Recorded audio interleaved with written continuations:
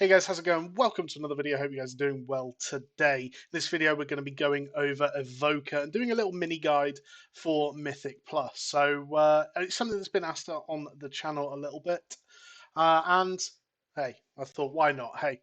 First of all, I just want to wish everyone a Merry Christmas and Happy Holidays. This will be coming out on Christmas Day. I'm off to see family myself. I'm quite looking forward to it. Yeah, hope you have a good holidays. So getting into the video. First things first, we're going to go over stats, stat weights, and things like that. Obviously, just before we get into that, go and sim yourself. Things like Ask Mr. Robot are so simple and easy to use that they give you a really good idea of what is your best upgrade. Simming yourself is the ideal way to figure out your stats. But just talking about what we're looking for. So I'm stacked heavily on Mastery.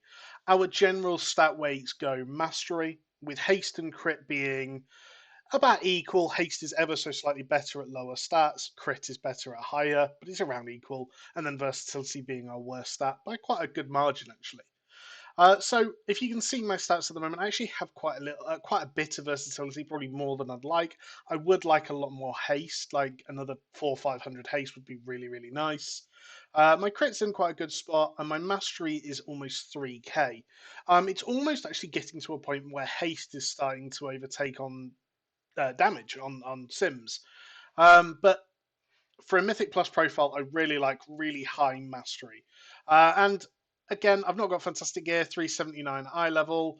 I've got a nice mastery trinket, which allows me to really works into kind of the bursty profile of Evoker as well. And again, like decent high mastery ring, which helps, high mastery neck. So I've got mastery in a lot of places, and that really works for my damage profile. You can see I did about half a Mythic Plus earlier. We won't ask questions. And my damage is just extreme compared to, I mean, a 385 PM Hunter, and we're like 5k DPS ahead of him overall, and that's with significantly 6 eye level difference.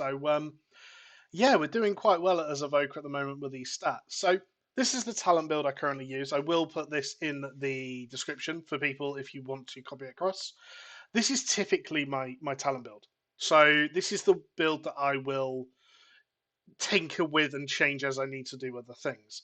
So as an example, last week I used a pressing raw and overall because it was so good for enrage. This week, I've picked up Attune to the Dream, just to help with healing because it's Grievous Bursting. It's a very healing intensive week. I've also got Panacea. I've got Fire Within. I've got a lot to really help my healers out with just stuff that I can throw on myself and the group to assist. And over this side, then, we've got the typical Feed the Flames kind of Fire Breath build. We're running Catalyze because we want to make sure that we're hitting that single target DPS, obviously being a tyrannical week. Like I said, there's a couple of changes you can make here if you're feeling like you want to, but this is typically my build. Something that is taken quite often is Uplift. I'm not actually a massive fan of it. It can be good, but yeah, I haven't picked it up currently. Again, Rescue can be fantastic at times if. Again, 30% max health shield on someone can be fantastic, as well as dragging them out of mechanics. There's definitely other things you can pick up here, so I do encourage you to kind of tinker around with it yourself as well. So I'm going to put a little bit of footage on in the background. This is from actually the Knockhead Offensive that you can see the DPS meter from, and talk over some other things then. So first things first, rotation. We're going to talk about Pyre and Pyre being used in AoE.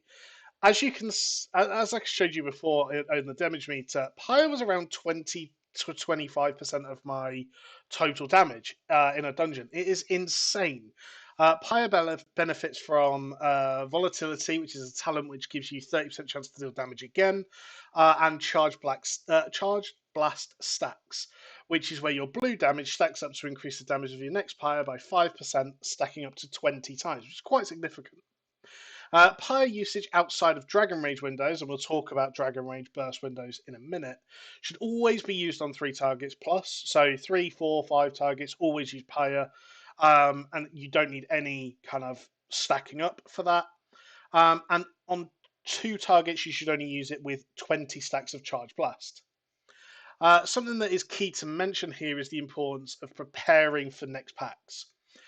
So Charge Blast stacks, because they can be prepared on the pack before going into the next pack, and because our mastery allows us to do obviously increased damage at higher health, what we want to do is build up Charge Blast stacks at the end of the last pack to move into the next pack and be able to burst quite high with Pyre damage.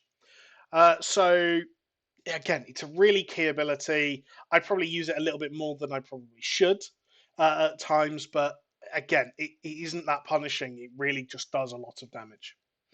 Generators. So always use your burnout, which is your instant living flames, and leaping flames. So that is the talent that gives you one additional target per fire breath empowerment on your living flame. Otherwise, pretty simple. Living flame on 2 targets, and as your strike on 3, especially if you're running the protected talent. So then, empowered spells, Fire Breath and Eternity Surge. So I'm going to go over them individually. Fire Breath, I try to fully empower on any pack that's got more than 3 mobs, or 3 or more mobs, sorry. And of course, after that, I want to immediately then Living Flame to get the damage off. Anything less than 3 mobs, I will always try to kind of, or if they're like low health mobs, things like that, I'll always try to empower it enough that I get a living flame to hit every target. That seems like a good general rule. So, um, kind of if there's 5 mobs but there's only 2 elites, I will still try to make sure that my living flame's hitting all targets. Eternity Surge should pretty much just be used on cooldown. It with Eternity's Span, which is one of the talents, it will hit double the amount of mobs. You want to make sure that you are empowering it long enough to hit every mob effectively. It's really that simple. If there's 5 mobs, you want to make sure that you empower it to level 3 so it hits 6 targets. Obviously, one of them will be wasted, but it's still worth the damage. On single target, both these spells will be used slightly differently. So Fire Breath will be used pretty much on cooldown, with it being used as a single empowerment, just to keep the debuff up as much as possible. It's just so much damage. Obviously, that changes if the boss requires burst or has ad phases, things like that. Perfect example is like Ruby Life Pools, the first boss. Not an ideal boss for you to. You obviously get the whelp spawning. You want to kill them off quite quickly. Eternity Surge will literally just be used on cooldown, and ideally with Shattering Star if you're running it. Now, I don't run it with my current build, but you can run it on Tyrannical Weeks. Disintegrate. So, Disintegrate single target. It should just be used during Shattering Star windows and whilst Fire Breath is active due to Catalyze, which is the talent I showed you before, which increases the damage of. Oh, sorry. It's 100% quicker ticks on Fire Breath whilst you're disintegrating. Um, Outside of that, obviously use it to spend Essence Burst and procs. You do want to kind of stack a little bit of Essence up or Essence Burst procs if you are using Shattering Star to kind of burst all together. On 2 targets, it's still more effective than Pyre and is a fantastic way of building Charge Blast stacks. So what you'll typically find at the end of a pack, when you've got 1 or 2 mobs left, chuck a Disintegrate or 2 into them, and you'll end up the pack like 10 to 15 Charge Blast stacks, which is fantastic. As well as the fact it's just damage efficient as well. And then you obviously move on to the next pack, immediately go in with Pyre. So let's talk about your burst cooldowns. So you have 3 different cooldowns. You have Dragon Rage, Tip the Scales, and Deep Breath. So Dragon Rage and Tip the Scales, in an AoE situation, I'm pretty much always going to use them together and keep them synced up. It seems to be just works for me, and I don't know if this is the best advice out there. I can only give you my own experience, but that's kind of what I've seen so far. So I've burst literally like nearly 200k on 5 target packs. The damage that Evoker can kick out in these burst windows is pretty insane. You just want to get as many uses during the dungeon as possible. And again, I've said this a lot. I've said this in Push to Keystone Master series and all this sort of stuff. You really, really want to. If you lose a usage, that could easily be 1,000 overall DPS that you've lost. And it sounds extreme, but every single use is just so key. So I like to open on a pack with a Fire Breath, then pop Dragon Rage and tip the scales into an Eternity Surge. and then obviously Talon Strikes and Pyres. You then have Deep Breath. We are running the stun cooldown in my talent build. Offers a nice amount of damage and a utility. It shouldn't be ignored. And you want to save this as late as possible in the pack. Obviously, still hit as many mobs as possible, but because it's always affected by your mastery, it's a very effective kind of finisher to a pack, really.